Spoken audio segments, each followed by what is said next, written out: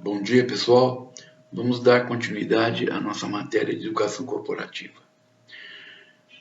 A educação ao longo da vida baseia-se em 4 pilares, segundo o relatório da Unesco, que é a ideia básica de aprender a conhecer, aprender a fazer, aprender a conviver e aprender a ser.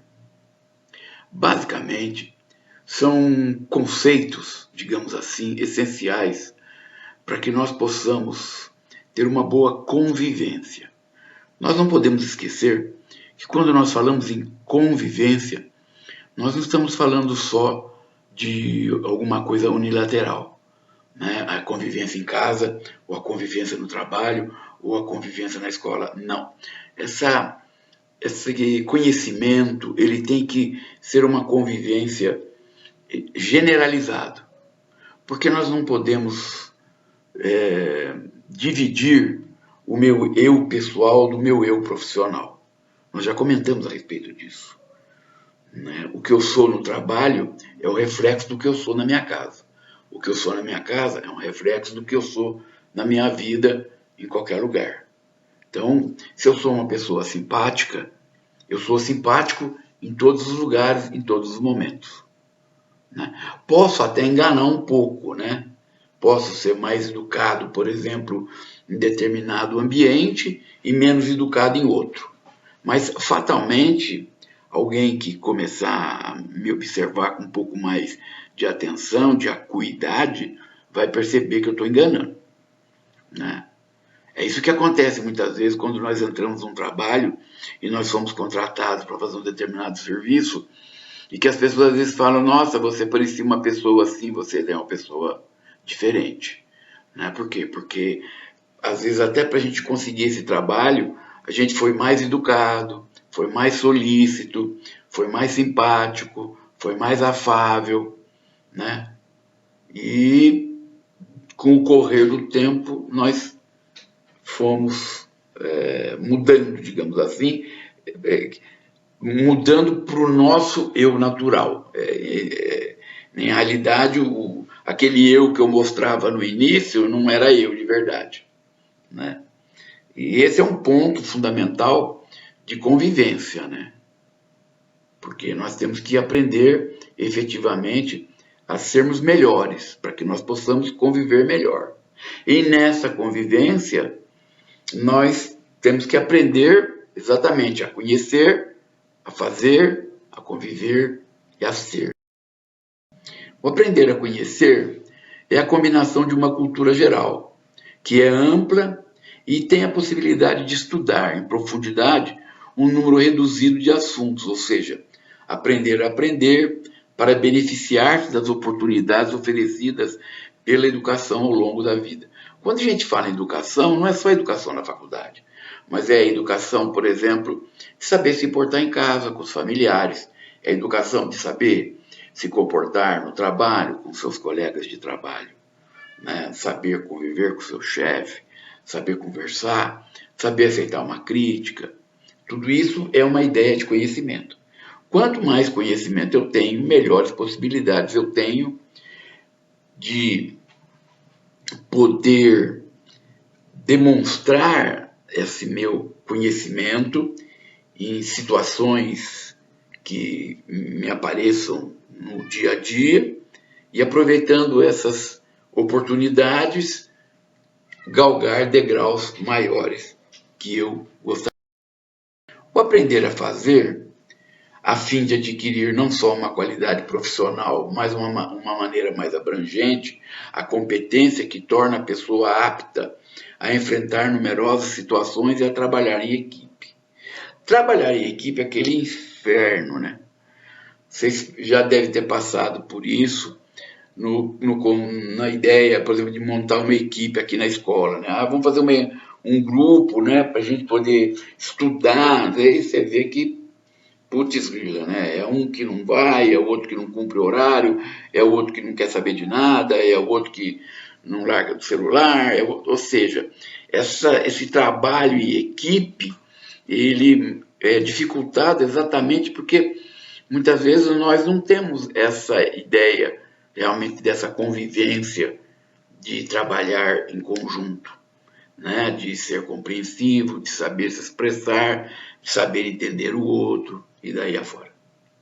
Além disso, aprender a fazer no âmbito das experiências sociais ou de trabalho oferecida aos jovens e adolescentes, seja espontaneamente na sequência do contexto local ou nacional, seja formalmente, graças ao desenvolvimento do ensino alternado com trabalho.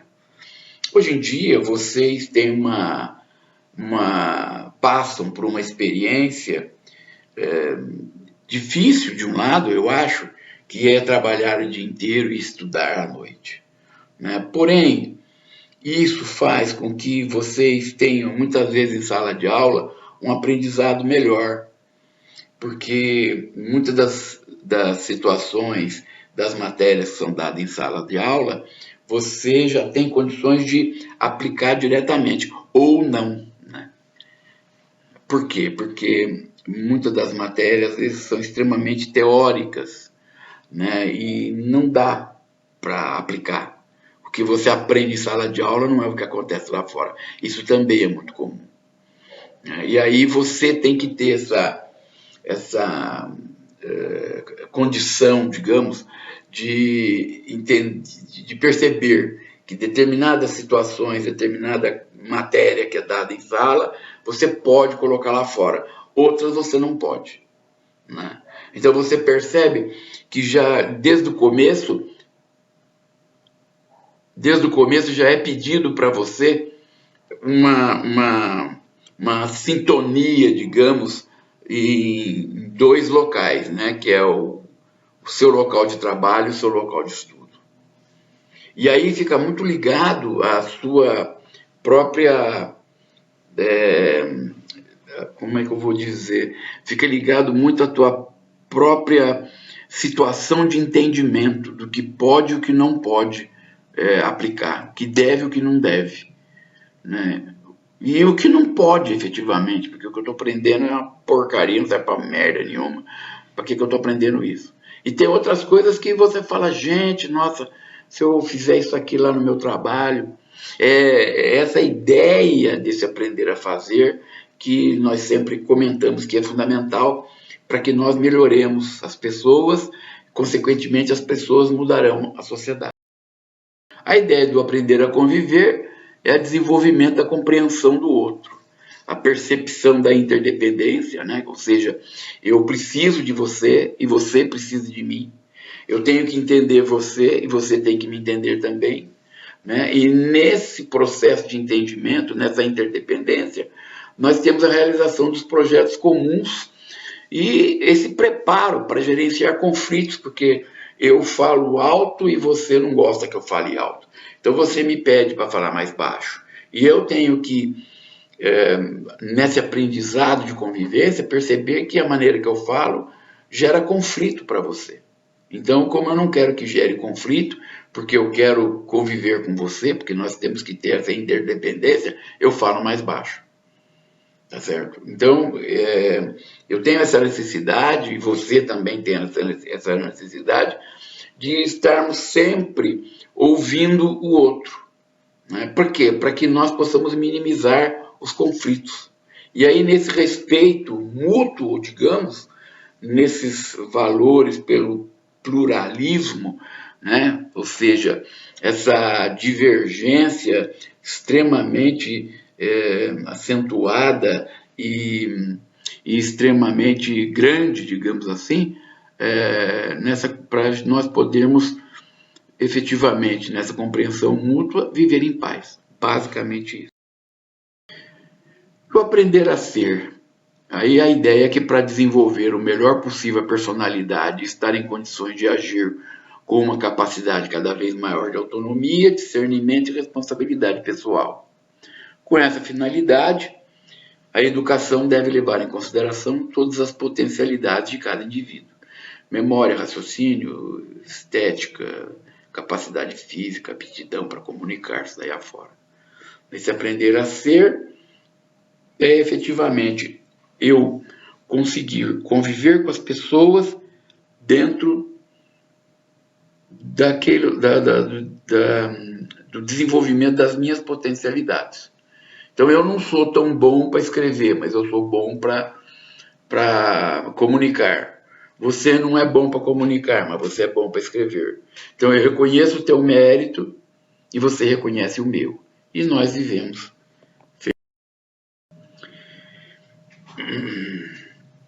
E aí a ideia é que no momento em que os sistemas educacionais formais tendem a privilegiar o acesso ao conhecimento, né, em detrimento das outras formas de aprendizagem, é mister conceber a educação como um todo. E essa perspectiva deve, no futuro, inspirar e orientar as reformas educacionais, seja na elaboração dos programas ou na definição de novas políticas pedagógicas. A ideia é que o tipo de ensino que nós temos hoje é o mesmo ensino que nós temos e sempre tivemos. Né? É o professor falando e o aluno escutando. Nem sempre, né? Porque você também, volta e meia, se perde. Né? Mas, enfim, a ideia básica é essa.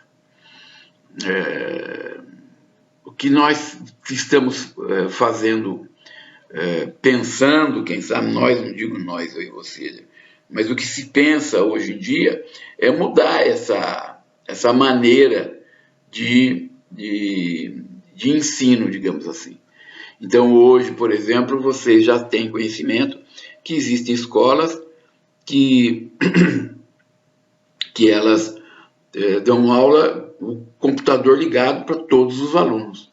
Todo mundo participa com tudo. O professor está falando de um lado, o aluno fala do outro. Às vezes o aluno fala alguma coisa diante do professor, e daí afora. O professor dá um tema, o aluno vai lá, pega o computador e vai viajar na internet descobrindo o que ele consegue a respeito daquele tema que foi dado. Né? São formas que nós temos de, quem sabe, mudar o conceito educacional. Essa própria forma que nós estamos agora dando aula gravada para vocês é uma forma diferente daquelas que efetivamente nós estamos acostumados, que é simplesmente o professor estudando, passando o conhecimento e o aluno ouvindo. Vocês podem perceber que em sala de aula são raros os alunos que levantam a mão e perguntam alguma coisa. Mais raro ainda são os alunos que levantam e comentam, né, dão um exemplo, né, somam, digamos, ao que o professor está falando. Que se você for ver, é lamentável. Por quê? Porque eu sempre digo isso, tem muitos alunos que têm um conhecimento muito bom. Né? Por quê? Porque vocês já estão trabalhando, vocês já estão na lide diária. Então vocês têm muita coisa boa que vocês poderiam levantar e comentar e dar de exemplo para as outras pessoas, para os seus colegas. Né? Mas o aluno geralmente não fala nada. Ele até percebe que ele podia falar alguma coisa, que ele podia enriquecer o que o professor está falando, mas ele não fala. Né? Ou porque efetivamente não prestou atenção e não está nem sabendo o que está sendo dito, ou porque não tem interesse mesmo, deixa esse cara falando, o que eu vou ganhar com isso. Isso é muito comum, infelizmente. A educação do básico à universidade. Há necessidade ainda mais forte no futuro de uma abertura ao universo da ciência, né? Chave para abrir as portas do século XXI e de suas reviravoltas científicas e tecnológicas. Nós estamos passando, vocês, quem sabe, sentem muito isso, mais até, quem sabe, do que muitos de nós professores, as mudanças tecnológicas e científicas que acontecem hoje no mundo. Né? Porque vocês estão na linha de frente, efetivamente, de uma empresa. Né? Vocês estão efetivamente, vamos dizer, na parte prática da sociedade. Né? O professor, às vezes, ele fica tão teorizado, porque ele só dá aula, por exemplo, às vezes o professor não tem essa visão que vocês têm lá fora. Né? Gozado isso, né? Mas o professor está aqui para ensinar. O professor pode ser bom na matéria que ele dá, né? Mas às vezes o que passa lá fora, o que passa na empresa, se o professor não faz uma consultoria, se o professor não tem um trabalho paralelo, né, ele só dá aula, por exemplo, ele fica extremamente teórico. Né? Então ele começa, às vezes, se ele não tem essa... como é que eu vou falar? Se ele não tem esse cuidado de se atualizar, nem que seja uma atualização teórica, ele começa a ficar para trás. Né? E aí você começa a perceber que tudo que ele fala, nada se aplica. Meu Deus do céu, né? Que mundo que esse cara está.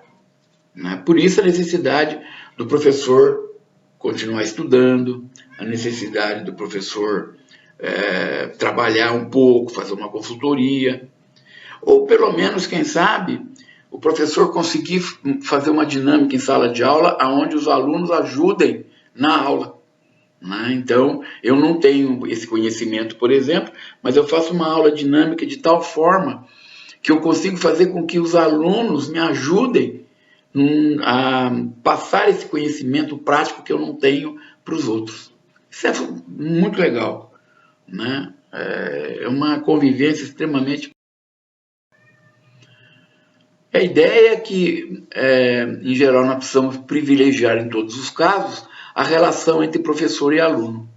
Né? As tecnologias de última geração que devem limitar-se a apoiar a relação, transmissão, diálogo e confronto entre o docente e o discente, né? Professor. A educação secundária tem que ser repensada nessa perspectiva geral de educação ao longo da vida. E o princípio essencial consiste em organizar a diversidade de opções, sem que seja fechada a possibilidade de um retorno ulterior ao sistema. A universidade deve ocupar o centro do sistema educacional, mesmo que, à semelhança do que ocorre em numerosos países, existam outros estabelecimentos de ensino superior. Então, basicamente, nós temos, por exemplo, a questão da universidade. Nós já dissemos que a maioria do progresso, digamos, na sociedade, ela começa a acontecer na sala de aula, dentro das faculdades, dentro das universidades. Né? Por quê? Porque o professor, quando ele é dedicado, quando ele estuda, faz uma pós, um doutorado, um pós-doutorado, ele consegue perceber que a sociedade vai mudar, que as relações têm necessidade de mudança, né? Numa situação tal que as pessoas efetivamente têm que estar sempre prontas ao famoso estar pronto para aprender, estar pronto para divulgar. E daí... Essa educação básica à universidade deveria desempenhar 4 funções essenciais, que seria preparação para a pesquisa e para o ensino. Vocês veem, por exemplo, que os alunos têm muita dificuldade de fazer pesquisa. Né? O 2, oferta de uma formação em diferentes áreas, especializada e adaptada às necessidades da vida econômica e social. Abertura a todos para responder aos aspectos múltiplos do que se designa por educação permanente, no sentido lato, efetivamente, e a cooperação internacional. Então, são, digamos, funções essenciais para que nós possamos efetivamente ter uma formação voltada para a situação contemporânea, digamos, que nós vivemos hoje. Né, que esse desenvolvimento de informações, essa multiplicidade de matérias que a gente consegue, que nós somos obrigados, efetivamente, a enfrentar no dia a dia. Né? Então, hoje não adianta só eu ser uma pessoa que sei muito. Eu tenho necessidade de saber me relacionar com as pessoas, tenho necessidade de saber ouvir as pessoas. Toda essa ideia é fundamental para o sucesso e da sociedade. Nessa educação do básico à universidade, ela deve dispor também da possibilidade de se exprimir com independência e responsabilidade acerca de problemas éticos e sociais, né, como uma espécie de poder intelectual indispensável para ajudar a sociedade a refletir, compreender e ajudar.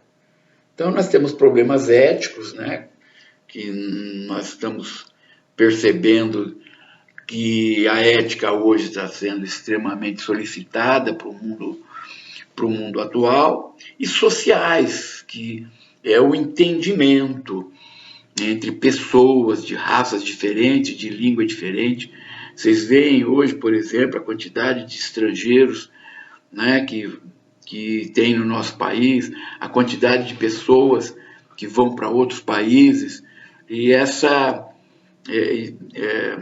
miscigenação social, ela tem que ser entendida, porque não é alguma coisa que eu quero ou não quero.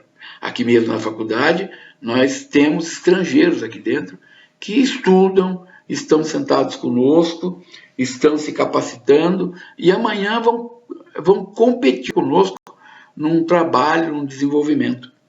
Isso faz parte, né, do nosso dia a dia. O desenvolvimento dessa educação ao longo da vida implica sempre o estudo de novas formas de obtenção das certificações que levam em consideração o conjunto dessas competências adquiridas.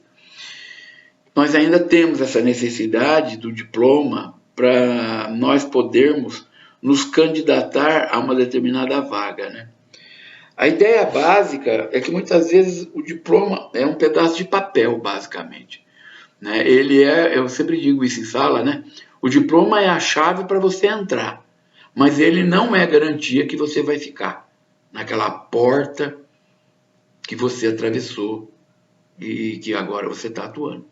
O que vai efetivamente fazer com que você permaneça nessa porta que você entrou, nesse espaço que você adquiriu, é esse desenvolvimento ao longo da sua vida.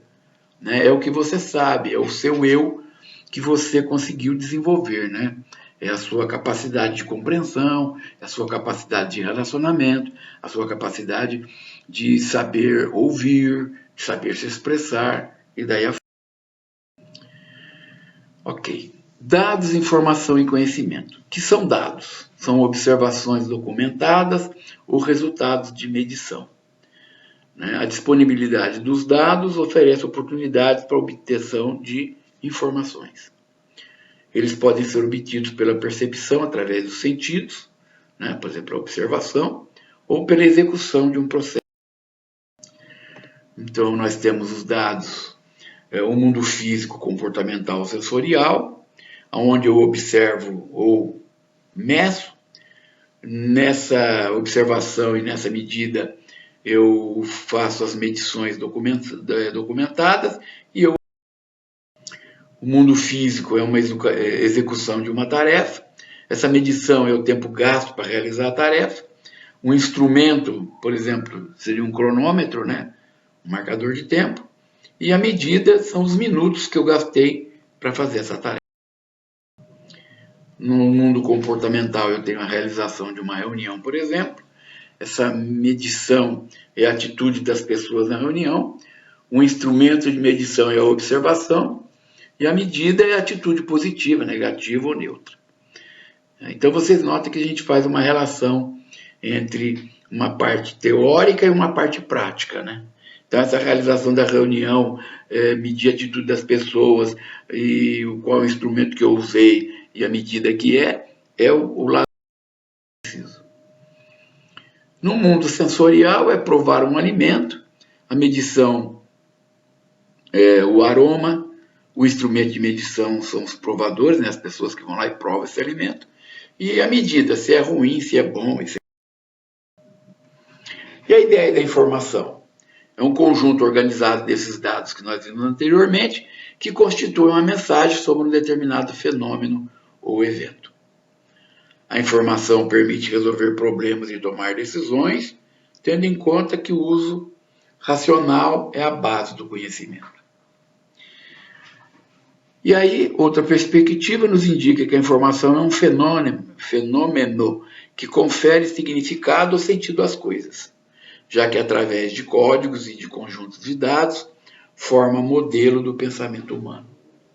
Então é através da informação que eu obtenho, dentro desse processo de conseguir medir, observar e concluir, que eu consigo efetivamente ter um modelo de pensamento humano.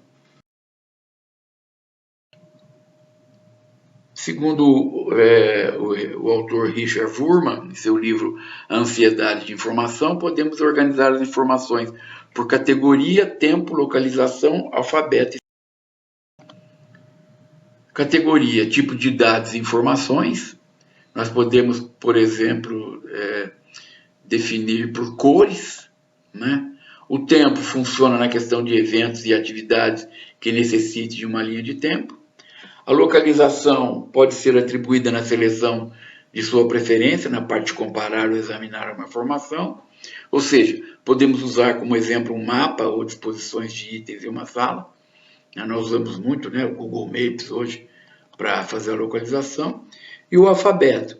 Nós organizamos por ordem alfabética e desta maneira agregamos valor e a localização de maneira rápida a uma informação. E a sequência é a distribuição por ordem de grandeza, ou seja, do maior para o menor, ou do menor para o maior, daí afora. A ideia da informação, ainda segundo o autor, estamos cercados por informação que atua em diferentes níveis de urgência em nossas vidas. E esses níveis são conhecidos como os 4 anéis, que é a informação interna, a conversacional, referência, noticiosa e cultural. A ideia do conhecimento é o ato ou efeito de conhecer, ter ideia ou noção de alguma coisa. É o saber, a instrução, a informação. O conhecimento também inclui descrições, hipóteses, conceitos, teorias. Você vê, por exemplo, que quando nós falamos em conhecimento, a necessidade que nós temos de saber nos comunicar. Porque quando você fala em conhecimento, você fala em descrição, né? Você nota que você precisa ter a ideia do princípio dos procedimentos e que você vai trabalhar com hipóteses. Então você precisa ter a ideia da criatividade, tá certo? Então você percebe como nós comentamos sempre em relação ao nosso progresso pessoal, a necessidade que nós temos de efetivamente desenvolver as nossas potencialidades para que nós possamos efetivamente melhorar a nós mesmos. O conhecimento sensorial é o conhecimento comum entre seres humanos e animais, né, obtido a partir das nossas experiências sensitivas e fisiológicas, né? Então é o tato, a visão, o olfato. O conhecimento intelectual é exclusivo ao ser humano. Trata-se de um raciocínio mais elaborado do que simplesmente comunicação entre corpo e ambiente. E aqui já se pressupõe um pensamento, uma lógica. O conhecimento vulgar popular é a forma de conhecimento do tradicional, né? Do hereditário, do que vem lá atrás, né? Da nossa cultura, do senso comum, sem compromisso com uma apuração ou análise metodológica. Não se pressupõe reflexão, é uma forma de apreensão passiva, acrítica e que, além de subjetiva, é superficial. Então, são, por exemplo, as ideias culturais que nós temos no nosso dia a dia, que muitas vezes nós não temos, na maioria das vezes, nós não raciocinamos, né? Nós temos e pronto, né? Nós vivemos. Conhecimento científico, aí é apuração e constatação, né? Aí busca por lei. Aqui a gente vai atrás da ideia de querer explicar o porquê, né? Por isso que vai apurar e vai constatar, né? Então é busca por leis e sistemas para explicar racionalmente o que está sendo observado. Não se contenta com explicações sem provas concretas, né? Os seus alicerces estão baseados na metodologia e racionalidade. São as análises fundamentais no processo de construção e síntese, né, que o permeia, né, que está em volta dele. Isso, aliado às demais características, faz o conhecimento científico uma antítese do popular. Por quê? Porque no popular eu não questiono muita coisa, No científico eu questiono tudo. No popular eu aceito sem críticas, no científico eu quero saber sempre por quê. É aquela história, né? Por exemplo, popularmente sempre se falou antigamente que não pode comer leite com manga. Né? Nunca comi, não como até hoje, até por uma questão de aprendizado. Né? Honestamente, nunca, nem tomei, até hoje nunca provei leite com manga. Não tive a oportunidade e nem a curiosidade de experimentar. Né? Por quê? Porque eu fui formado na ideia de que fazia mal. Ok, fazia mal, eu não faço, nunca tomei.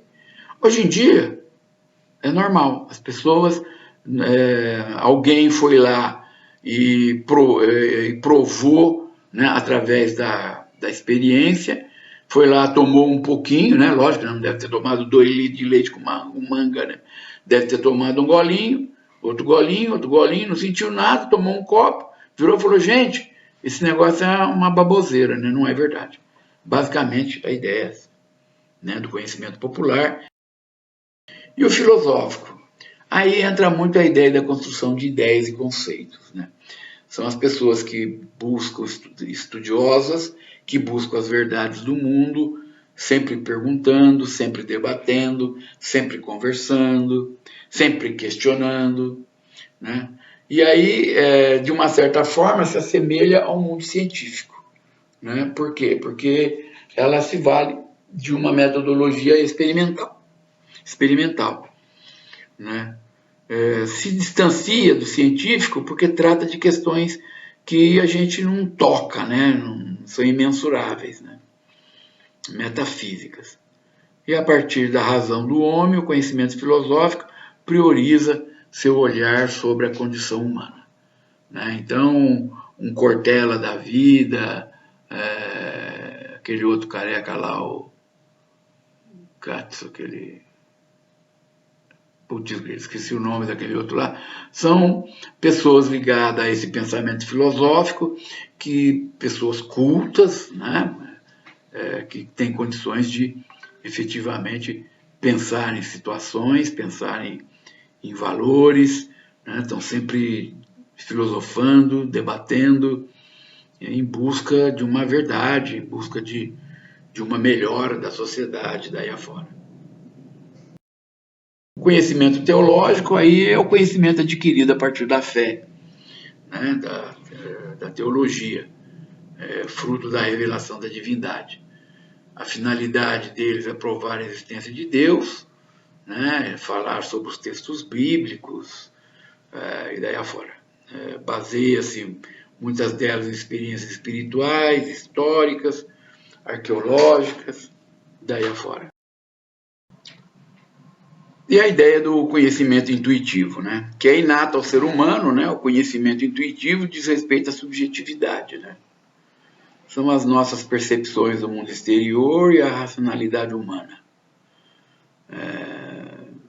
Em realidade é alguma coisa, vamos dizer, que não se toca, não se vê, não se explica, né? E a melhor maneira de dar um exemplo disso aí é a ideia da epifania, né? Que são as festas cristãs, vamos colocar assim, né?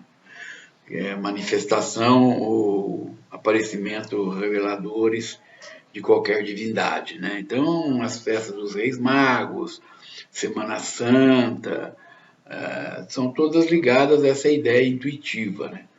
Nós acreditamos, né? Nós percebemos muitas vezes que somos, vamos dizer, temos uma convivência, tem alguém junto, né? Basicamente isso. Ok, vamos falar sobre a famosa geração Y, né? Também conhecida como Millennials, é a geração das pessoas que nasceram entre os anos 80 e início dos 90. São ainda chamadas de geração do milênio, geração da internet, devido a serem os primeiros a nascerem num mundo totalmente globalizado. A revista Forbes, em um artigo, listou 7 dicas Y. Primeiro, explicar a visão da empresa. Os millennials são propensos a olhar para o significado e o impacto do trabalho realizado. Eles não estão satisfeitos em apenas cumprir horas de trabalho. É importante que eles entendam o seu propósito e que a importância da realização do seu trabalho esteja alinhada aos objetivos da empresa. Então, eles são pessoas diferentes daquele pessoal de antigamente que, né, dos nossos avós, que entrava no trabalho, sentava, alguém mandava eles carimbar o negócio lá, eles carimbavam, ficava a vida inteira carimbando alguma coisa, né? Essa geração Y não tem esse perfil, né? Eles são mais, eles exigem mais da empresa. A ideia deles básica é de ser uma empresa com responsabilidade social, né? Então eles querem estar engajados em serviços sociais. Vocês podem ver, por exemplo, hoje em dia, a quantidade de jovens, inclusive, né? Pessoas voltadas a voluntariado, né? Você pega, por exemplo, esses Médicos Sem Fronteiras, né? Você percebe, são médicos, são pessoas que saem do seu país, vão trabalhar em outro lugar, né? Então, esse tipo de situação completamente diferente, né, de antigamente, que o fulano nascia numa cidadezinha, vivia a vida inteira na cidadezinha, né? E é um ponto positivo para a empresa que conseguir mostrar resultados e engajar funcionários, né, pessoas neste. Eles têm a ideia de um plano de desenvolvimento de carreira, né, que eles são ansiosos no sentido de progresso, né, nas próprias carreiras, e não tem nenhuma predisposição a ficar 3 a 5 anos para uma promoção, né? Eles têm um plano de desenvolvimento, né? Eles exigem que tenha um plano de desenvolvimento para poder satisfazer seu desejo de progresso na carreira.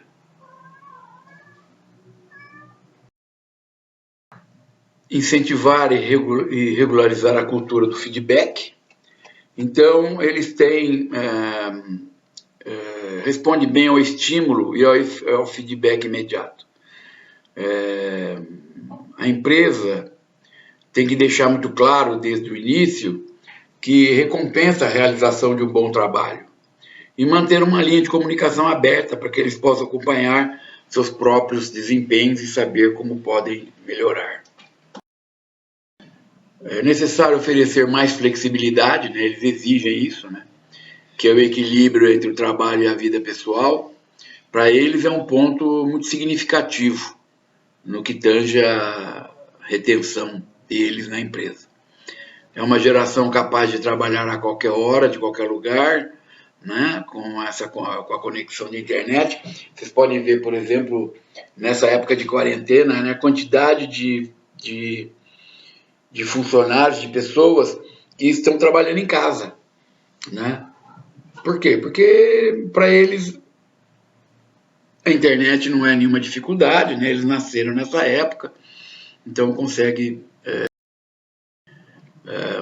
Tem que procurar incentivar o desenvolvimento educacional, porque eles estão com fome de conhecimento e querem avançar, né? Nós temos que atribuir-lhes novos projetos, estimular a ida deles para conferências, né, de liderança, porque eles têm essa vontade de aprender e desenvolver as próprias habilidades. Vocês podem ver, por exemplo, às vezes parece, né, que a garotada, né, vocês, por exemplo, são acomodados e tal. Mas quando você exige alguma coisa a mais, você pode ver que vocês respondem. Vocês têm essa predisposição, vamos dizer, de fazer mais do que é pedido, né? Precisa dar um tempo para eles, para projetos pessoais, né? Tem que oferecer aos empregados tempo para eles trabalharem em um projeto da escolha deles, né? Isso vai ajudá-los a se sentir mais envolvidos no controle de alguma coisa. né? Eles sentem essa necessidade de controlar algo. E a ideia é que essa autonomia pode impulsionar a inovação dentro da empresa. Então isso é extremamente positivo para a empresa, deixar essa garotada de vontade própria. E a geração Z? Partindo do pressuposto que essa geração compreende os jovens nascidos por volta de 95, eles constituem o primeiro agrupamento de indivíduos que nasceu digital, completamente conectado, móvel e que nunca viu um mundo sem internet. Disse, que essa geração Z, que o dia que um satélite mudar de posição e o celular não funcionar mais, que esse pessoal se mata, né? Porque como é que vai fazer, né? É o que acontece com vocês em sala de aula, né? O dia que manda desligar o celular, a hora que manda desligar o celular, fica todo mundo bravo, né? Por quê? Porque está acostumado com a internet, né? Não vive sem, né? Vive, como está dizendo. Essa geração Z é uma geração hipercognitiva, né? Capaz de viver múltiplas realidades, presenciais e digitais ao mesmo tempo. Né? Pelo menos na teoria. As 6 características dessa geração. Eles são pragmáticos, são jovens realistas ao extremo, práticos e em busca de satisfazer sua necessidade financeira e enriquecimento pessoal. No campo emocional e sensorial. Enriquecimento pessoal não é só dinheiro, né, gente? Tanto que eu já coloquei aqui emocional e sensorial, né? São adeptas de um pensamento lógico, autodidatas, né? Porque pesquisam, têm possibilidade, e responsáveis. Isso aqui eu coloquei para vocês ficarem felizes, mas responsável, pelo amor de Deus, né? Brincadeira. Indefinidos. Para a geração Z, o importante é não se definir. O eu é o seu reino e seu lugar. Eles quebram e contestam vigorosamente todos os estereótipos e não ligam para definições de gênero, idade ou classe. Hipervalorizam o próprio eu e por isso desconstroem os rótulos, valorizando a identidade fluida. Eles são conversadores, né? Um traço surpreendente dos novos jovens é que eles constroem e não rompem. Eles dialogam, entendem e agregam. O diálogo é a ferramenta e a rede, seu campo de... A geração Z, a ideia dos selfies reais, né? Um jovem por volta de 18, 20 anos se mostra por inteiro e sem máscaras, são autênticos e espontâneos, expõem suas fragilidades, intimidade explícita e valor. São comunaholics, né? Ou seja, eles transitam pelas comunidades e gostam de fazer parte de diversos grupos. Não importa a ideologia ou corrente de pensamento. Sempre há um ponto de conexão entre eles. Por isso são radicalmente inclusivos. Têm grande poder de mobilização e seu interesse se conecta na diversidade. E o famoso meme thinkers, que é uma geração que adotou um novo código universal baseado em memes e emojis. Usam a linguagem por códigos para exercitar capacidade crítica com leveza e humor, uma linguagem conectada com o agora, com múltiplas referências, além de gigantesco poder viral. É a geração que busca a verdade acima de tudo e, por consequência, é consumidora apenas do que for verdade.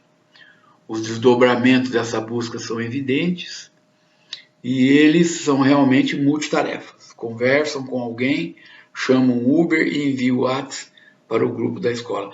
Tudo ao mesmo tempo. Os reflexos do comportamento da geração Z formarão o maior abismo geracional já registrado.